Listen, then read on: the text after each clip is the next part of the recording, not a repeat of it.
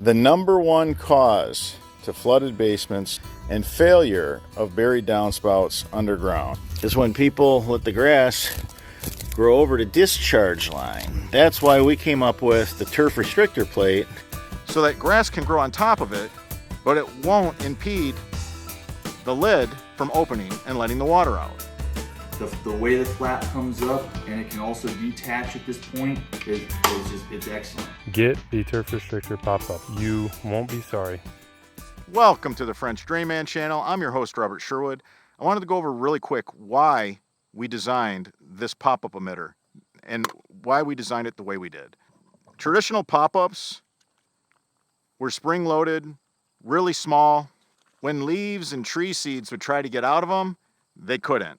We wanted to make our pop-up emitter to where it would let leaves out, tree seeds out, and another thing that frustrated me, all the pop-ups on the market, you couldn't get your hand down in them.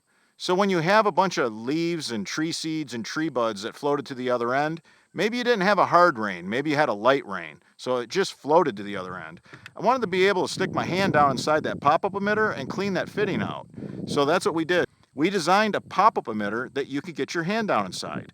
We're the first to ever do something like this. Most pop-ups are on a 90 fitting. It's really easy to just get your hand inside, clean out any leaves or tree seeds. It's also a great point for access if you want to run a camera from this end. Another thing that used to frustrate me, these are really tiny. The grass grows over them in a minute. That's a problem because then you lose them. Now your underground buried downspout system is not daylighting. What that means is your water has to be taken to daylight. You can't lose your water underground. That's not usually the way it works.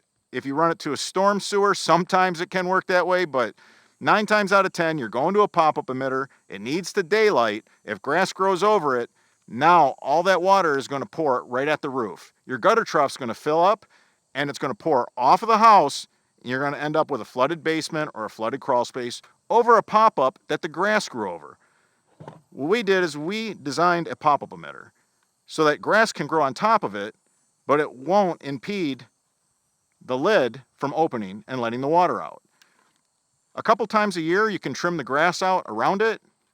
And don't worry, when you lose one of these, you're not going to find it. But if you do lose one of ours, because say you're a contractor and your client did no maintenance, and they're reporting they're getting water in their basement, you go look for the pop-ups, you can't find them. This big plate, you walk around and you just go ahead and poke at the ground, you'll hear a solid thunk when you find it. So it's easy to recover.